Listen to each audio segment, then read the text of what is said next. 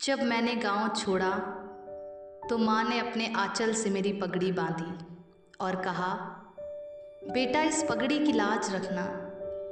पिता ने खेत बेचकर पैसे दिए थे। छोटे भाई बहन भी थे जो बड़ी उम्मीदों से देख रहे थे। उनके चेहरे पर वो खुशी थी जो शायद मेरी सरकारी नौकरी की खबर से और चमक उठती। गांव का रेलवे स्टेशन छोटा था, लेकिन वहां खड़े लोग मुझे ऐसे देख रहे थे जैसे मैं कुछ बड़ा करने जा रहा हूं। ट्रेन में बैठते वक्त मन में डर भी था और उत्साह भी। शहर जाऊंगा, मेहनत करूंगा और एक दिन सरकारी नौकरी लेकर लौटूंगा। मैंने खुद से ये वादा किया। शहर पहुंचा तो पहली चाय वाले ने पूछा, भाई साहब पहली बार आए हो क्या? उसकी मुस्कुराहट में एक सादगी थी। मैंने हाँ कहा। उसने कहा, यहाँ सपने लेकर तो बहुत लोग आते हैं, पर पूरे बहुत कम होते हैं। उस समय ये बात मुझे समझ नहीं आई, लेकिन आगे के दिन इस बात की सच्चाई बताते गए। शहर में पहला कदम फॉर्म भरने का था। सरकारी दफ्तर की वो लंबी कतारें, भीड़ भाड़ और चारों तरफ हड़कंप, यही था वहां का नज़ारा। फॉर्म भरते भरते शाम हो गई। आखिरी तारीख थी, इसलिए भीड़ और भी ज़्यादा थी। किसी तरह मैंने फॉर्म जमा किया। उस दिन लगा जैसे मैंने एक जंग जीत ली। अब कोचिंग की बात थी। फीस के लिए पैसे कम थे। माँ से और पैसे मांगने की हिम्मत नहीं थी। मैंने छोटे छोटे बच्चों को ट्यूशन पढ़ाना शुरू किया। दिन में काम करता और रात में पढ़ाई। जब पहली बार कोचिंग सेंटर पहुंचा तो वहां की भीड़ भाड़ देखकर लगा कि मैं नहीं कर पाऊंगा।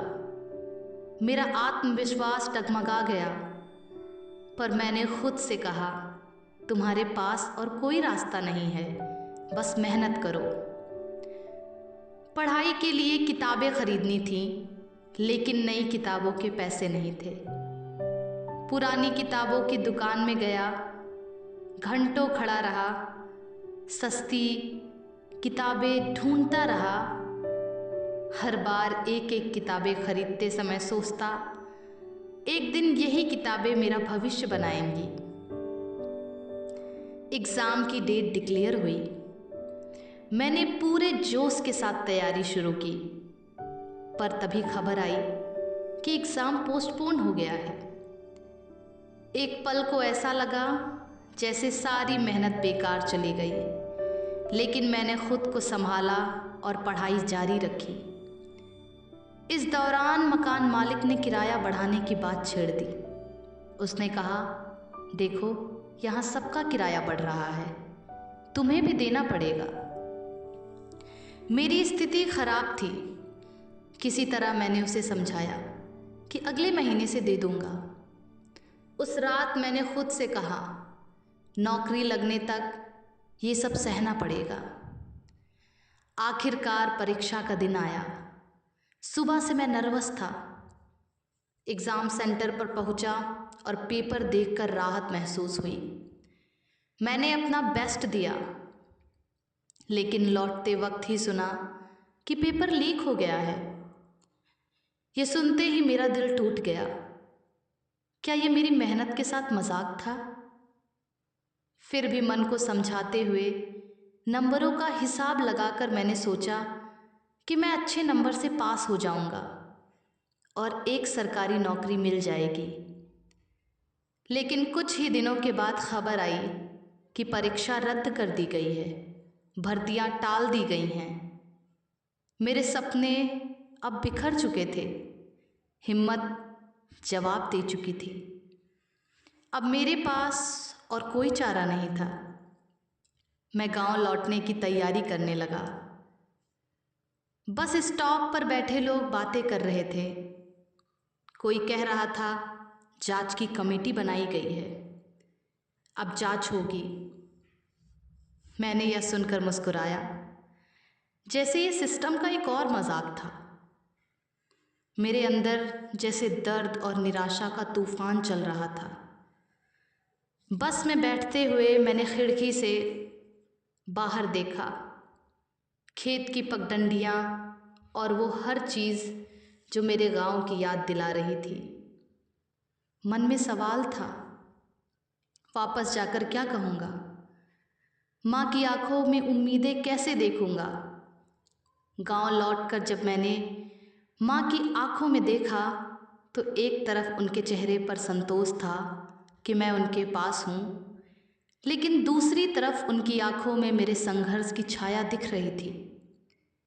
रात हुई, जब सब सो रहे थे, मैं अकेला आसमान की ओर देख रहा था। मन में सवाल था, क्या मैं अकेला हूँ जो इस स्थिति से गुजर रहा हूँ? नहीं, मेरे गांव, मेरे देश, लाखों युवा मेरे तरह ही संघर्ष कर रहे हैं। हर तरफ शिक्षा के नाम पर बड़े बड़े वादे किए जाते हैं, लेकिन हकीकत यह है कि लाखों युवाओं के सपने सरकारी दफ्तरों की फाइलों में अटके रह जाते हैं। यह देश जो कभी अपनी युवा शक्ति पर गर्व करता था, आज उन्हीं युवाओं को बेरोजगारी की आग में झोंक रहा है।